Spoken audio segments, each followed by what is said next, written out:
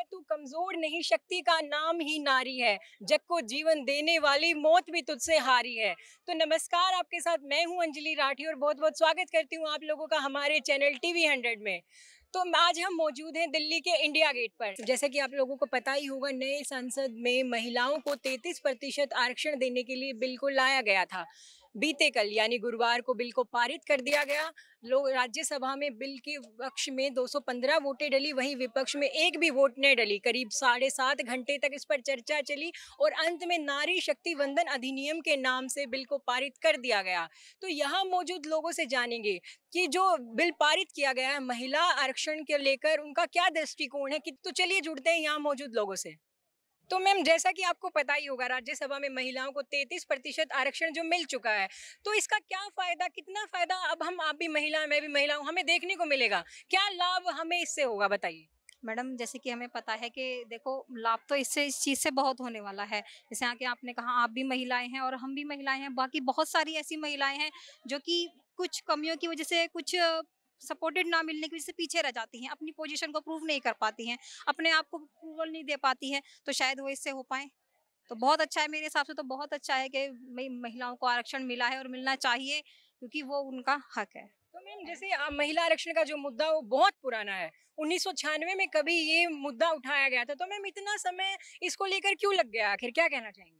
वो तो मैम मैं नहीं समझ पाऊँ, शायद कि कोई राजनीतिक ऐसा कुछ मुद्दा रहा हो, या किसी का कभी कब उठा हो पहले मुद्दा कि शायद उसको पूरा जो सपोर्ट है वो ना मिल पाया हो।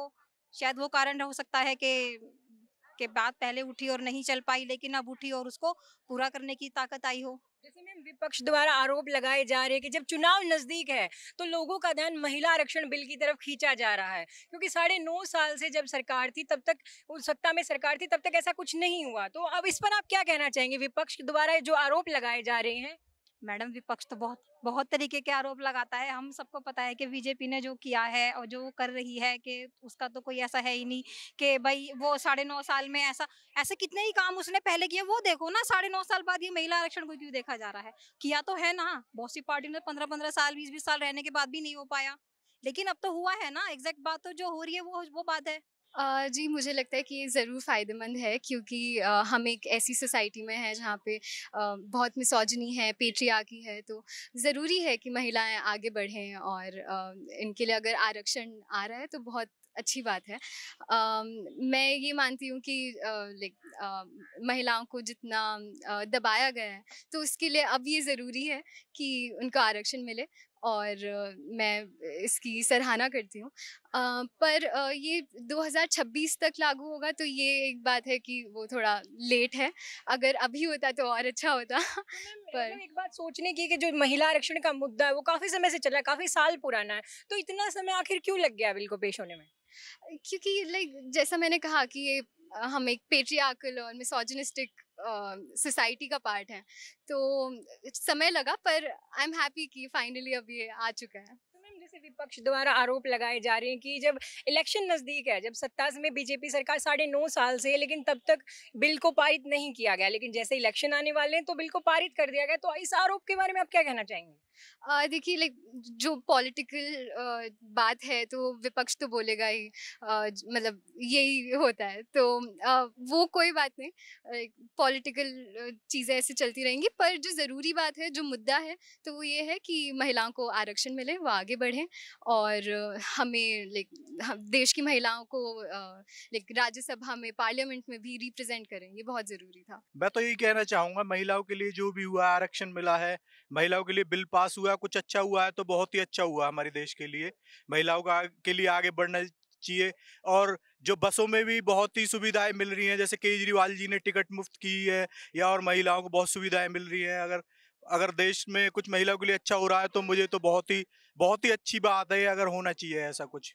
ये हक बहुत पहले ही मिलना चाहिए था। कांग्रेस ने सपनों दिखाया है लेकिन पूरा नहीं किया। बीजेपी ने सपने देखे और पूरा कर दिया। अच्छी बात है, मोदी जी ने बहुत अच्छे काम किए महिला के लिए। आगे जाके और भी कुछ कुछ अच्छा चीजें हो, महिला बाहर जा सकते हैं अच्छे से। अभी जो मोदी जी ने जो निर्णय लिया है, वो अमित शाह और मोदी जी ने जो निर्णय लिया है वो बहुत बढ़िया और महिला के लिए बहुत फायदा है और बढ़िया ही निर्णय है। अच्छा सर, आप क्या कहना चाहेंगे इस बारे में। बढ़िया, एकदम बढ़िया, और होना भी चाहिए।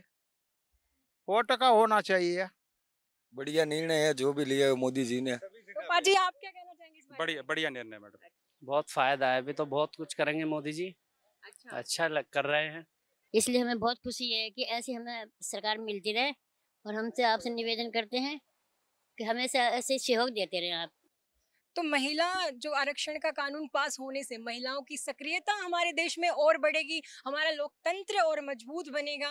तो महिला के साहस को एक नया पड़ाव मिला है, महिला शक्ति और बढ़ेगी। जो पुरुष प्रधान जो समाज रहा था वो पुरुष प्रधान काफी हद तक नहीं रहा है, लेकिन जो भी कमियां थी वो धीरे धीरे पूरी होती जा रही हैं। अभी 33% आरक्षण महिलाओं को मिला है, 15 साल तक ये आरक्षण रहेगा, बाद में संसद चाहे तो इसे बढ़ा भी सकती है। हालांकि अभी से ये लागू नहीं किया जा सकता, मौजूदा कानून जो उनके तहत है पहले परिसमन के अंतर्गत राष्ट्रपति के हस्ताक्षर इस पे होंगे और 2027 में जो चुनाव होंगे 8 राज्यों में और 2029 के आम चुनाव तक इसको लागू कर दिया जाएगा। तो कैमरामैन अभिषेक बोल के साथ मैं अंजलि राठी, TV 100 दिल्ली।